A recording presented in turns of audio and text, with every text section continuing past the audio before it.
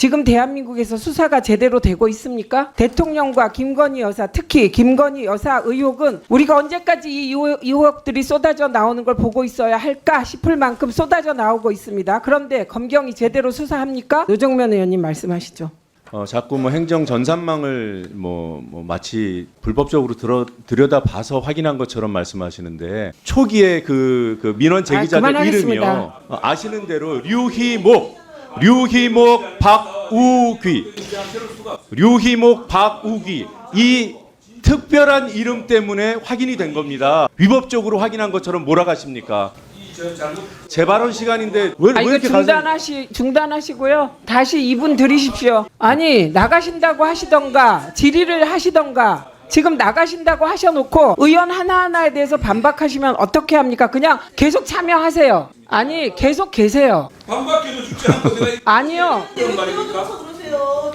참석을 하십시오. 참석을 하시면 반론 기회도 드리고 발언 기회도 드립니다. 위원장으로서 다시 한번 말씀드립니다. 윤석열 정권에게 충성하는 자리가 아님을 분명히 말씀드립니다. 공직자 여러분, 특정 정권은 5년이면 끝나는 겁니다. 국회법 절차에 따라 정당하게 진행되고 있음을 다시 한번 밝혀드립니다. 황정화 위원님 질의해 주십시오. 명품백 수수조차 아무 문제 없다면 수백만 원의 뇌물을 수수해도 괜찮은 나라를 만든 권익위가 방심위에까지 대통령에게 충성하면 부정과 부패를 알아서 묻어도 된다는 교시를 내려준 건 아닙니까? 지난해 류일임 위원장이 직접 발탁한 인사 맞죠? 잘 안 들립니다. 예, 네. 인사와 관련해서는 제가 언급할 것이 없습니다. 감사 연장은 정당한 사유가 있어야 하는데 그 정당한 사유가 무엇입니까? 이해충돌 방지 담당관이 저한테 결재를 올렸을 때 사유가 몇 가지가 있었습니다. 제가 언급하려면 시간이 좀 걸리는데 짧게 말씀해 주시면 좋겠습니다. 예, 하여튼 결론적으로는 조사가 더 필요하다는 그런 내용이었습니다. 류일임 위원장을 상대로 실제로 조사, 대면 조사, 서면 조사 몇 번 하셨습니까? 한 번이라도 했습니까? 그 부분은 이해충돌 방지 담당관의 소관입니다. 그러면 박종인 감사실장 답변해 보십시오. 예, 다시 한번 말씀해 주십시오. 60일 안에 류일임 위원장 상대로 실질 조사, 대면 조사, 서면 조사 한 번이라도 했습니까? 했습니다. 몇 번이나 하셨습니까?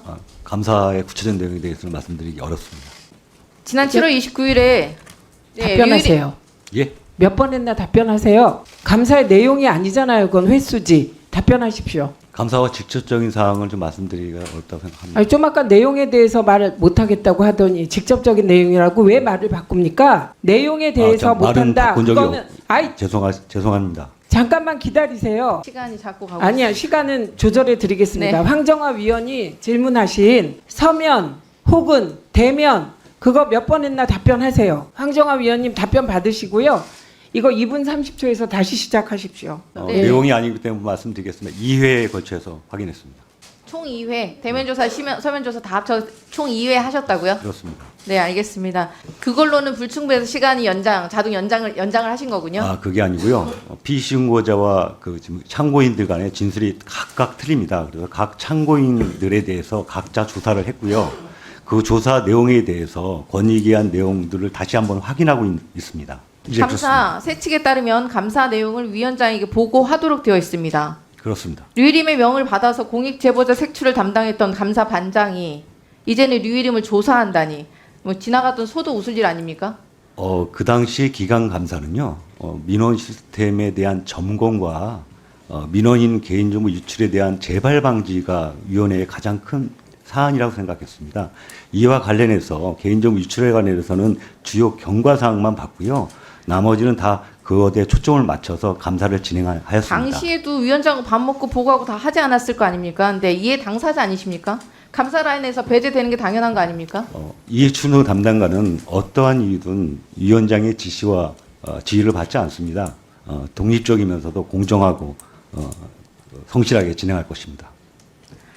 참 그랬으면 좋겠습니다. 이성적으로 합리적으로 일이 진행되었으면 일이 이렇게 오래 걸렸을지 잘 모르겠는데 마지막으로 말씀드리겠습니다. 윤석열 정권이 항상 활용하고 있는 범죄 제목이 바로 직권남용 범죄입니다. 지금 류일임 위원장을 지키기 위해서 하는 행동 하나하나 모두 직권남용의 범죄 요건을 쌓아가고 있다는 점을 명심하시기 바랍니다. 이현주 사무총장님, 네. 아까 셀프 연장이 아니라고 하셨죠? 아니라고 하셨죠? 예, 그건 법과 규정에 따른 것이죠. 잠깐만요. 그러면 권익위가 연장해 줬습니까? 어디가 원래 연장했어요? 우리가- 방심위가 연장했죠? 법규에 따르면 우리가 필요한 부서에서 그것을 아니. 연장하겠다고 건의기에 통보하게 돼 있습니다. 아니요. 셀프라는 말은 방심이 스스로 연장했을 때 셀프라고 합니다. 그러면 모든 그러면 그 문서위가 셀프가 셀프가 되겠네요. 그러면. 가만히 계세요. 제가 말하고 있잖아요. 왜 그러세요? 예?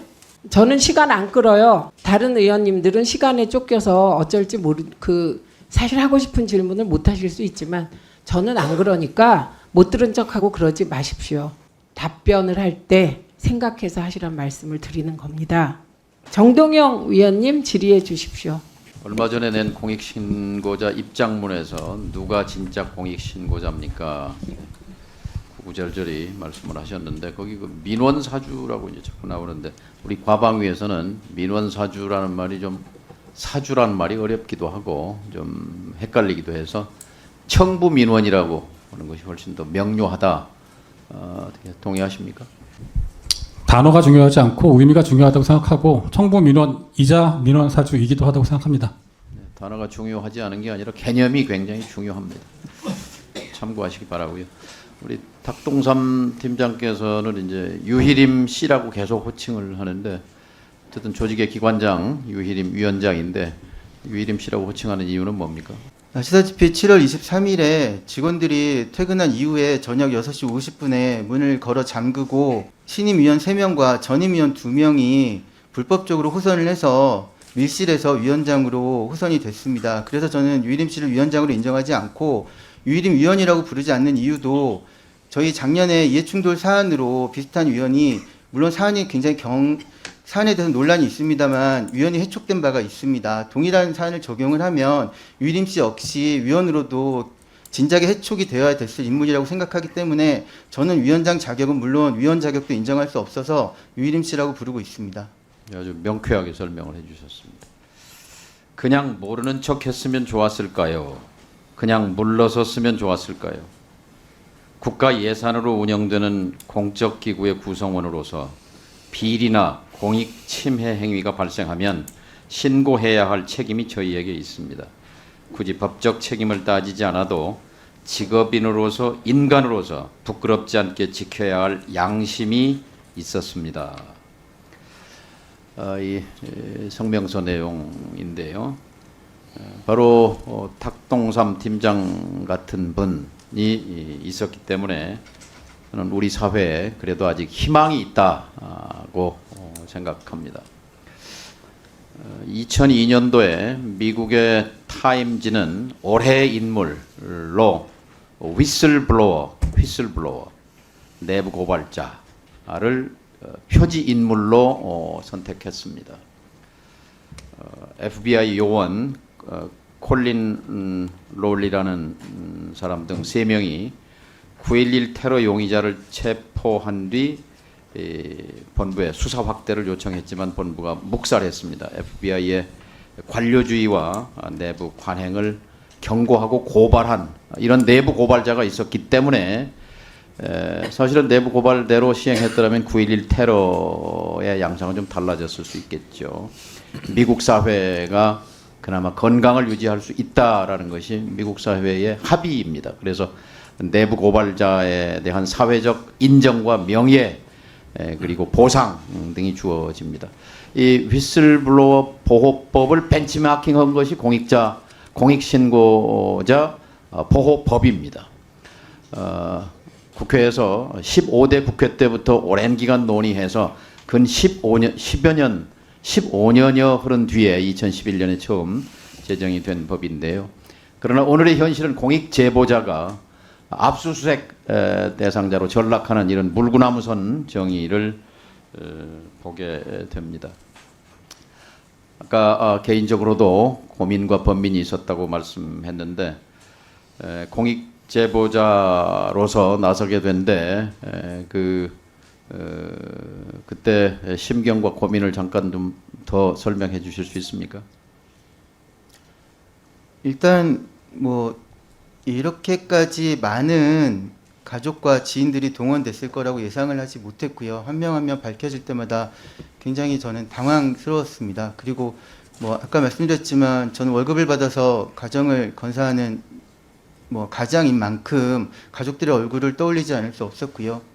하지만 아까 말씀드렸다시피 이것은 제가 선택할 수 있는 문제가 아니라 해야 하는 것이었기 때문에 가족에 대한 걱정은 물론 지금도 하고 있지만 걱정은 걱정대로, 하지만 제가 해야 될 의무는 의무대로 지켜야 한다고 생각을 했습니다. 그래서 지금도 후회하지 않고 있고 제 결정에 대해서는 다시 돌아가도 똑같은 선택을 할 것입니다.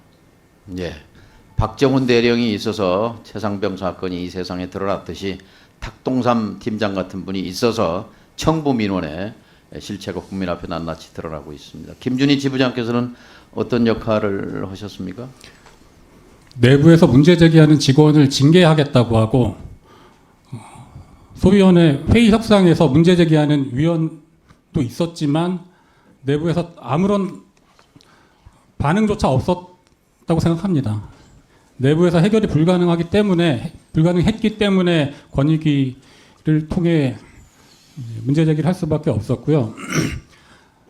저희는 그 최초 익명의 신고자 3인 중에 한 명이기도 하고 올해 1월에 방심위 직원 149명, 공익신고자 149명 중에 한 명이기도 합니다.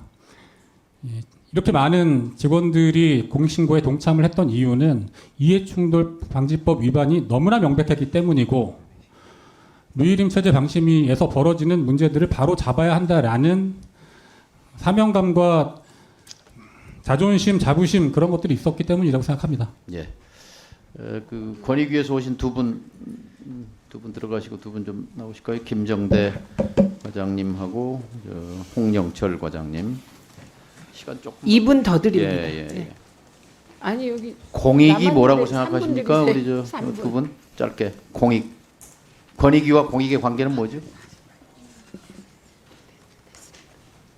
얼핏 이해하기로는 사적 이해가 아닌 공공의 이익이라고 생각을 합니다. 얼핏 이해가 아니라 권익위의 존재 이유가 공익 보호에 있는 거 아닙니까? 네, 그렇습니다. 예.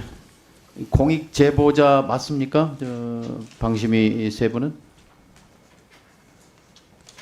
홍 과장님. 네, 그 공익신고자 보호법 공익 제보자 맞습니까? 이해충돌 아니 공익 제보자 맞냐고요? 맞냐 아니냐? 이제 공신법상에는 공익신고자라는 게 있는데요. 그 이제 공익신고자란 공익 침해 행위를 신고하는 사람을 말합니다, 위원님. 근데 이제 공익 제보자 맞아 설명하지 말고 공익 제보자 맞아요 아니에요? 그러니까 공익신고자법상 맞냐고 아니냐고 제가 묻고 일반인들이 있습니다. 생각하는 공익 제보자. 아하, 제가 공익 제보자에 속합니까 아닙니까? 대답해 보세요. 지금 유정 권익위원장 이름이 누구죠? 유철환 권익위원장 체제에서 이 세 분은 공익 제보자로 분류됩니까 아닙니까? 공익 제보자로 분류돼요 안 돼요? 지금 현재 저희는 유철환 이제 체제에서 공익신고자 보호법상의 그 보호 규정을 준용해서 준용하고 있습니다. 이해충돌 방지법이. 공익 그거에 제보자예요 따라서 아니에요? 보호하려고 하고 있습니다. 공익신고자에 준해서 보호하려고 하고 있습니다. 김 과장, 공익 제보자예요 아니에요? 공익 제보자라고 저희가 먼저 이렇게 딱 정해가지고 이렇게 지금 공익 현재로는- 제보자가 아니라고 본다 이 말인가요? 아니 그건 아닙니다. 그건 아닙니다. 네. 그건 아닌 뭐예요? 그러니까 공익신고자 보호법에 정해진 이제 요건을 충족했는지 여부는 저희가 지금 여기서 바로 답을 그러니까 법에 공익신고자 보호법에 정해진 요건을 갖춰야 공익 제보자로 보지 않았기 때문에 경찰에 넘긴 거예요?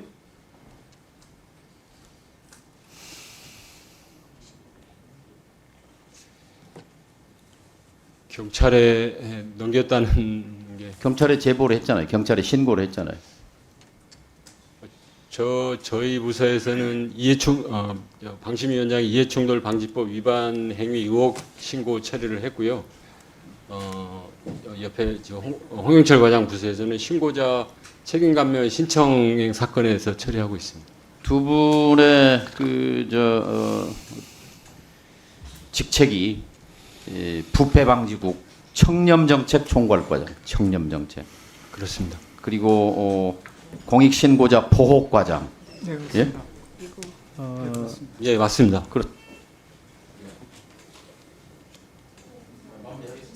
예, 1분 더 드리세요. 그 이름을 저는 배반한 거라고 생각합니다. 공익 제보자냐라고 묻는 의원 질문에 대해서 대답을 못합니다. 그런데 아까 성명서 읽어드렸지만 그런 인간적 고민 그리고 양심의 소리 번민 끝에 이런 공익 제보자가 있었기 때문에 또 그런 분들이 지금까지 있어 왔기 때문에 우리 사회에 소금 역할을 해서 썩지 않고 그래도 앞으로 우리 사회가 나아간다고 생각하는데 그걸 담당하는 권익위가 공익 제보자, 공익 신고자냐는 말에 대해서 질문에 대해서 대답을 못하는 이 현 주소가 저는 권익위의 존재 이유를 지금 두 분은 부정하고 있다. 저는 그렇게 생각합니다. 들어가십시오.